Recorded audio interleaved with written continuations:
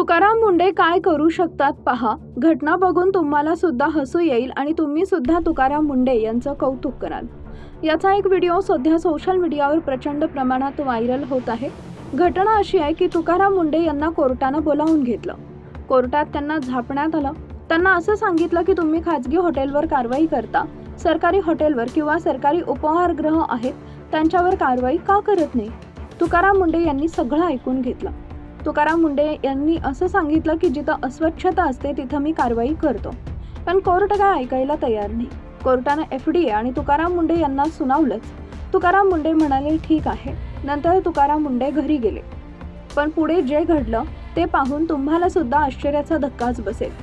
ज्या कोर्टाने त्यांना सुनावलं, त्यांना झापलं, त्याच कोर्टाच्या उपहारगृहात म्हणजे जे किचन होतं तिथंच धाड टाकली.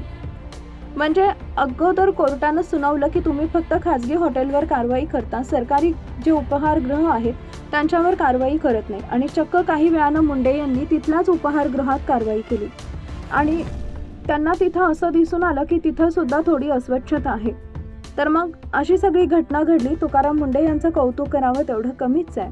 तुम्हाला या घटनेबद्दल काय वाटतं? तुमच्या प्रतिक्रिया जरूर कळवा.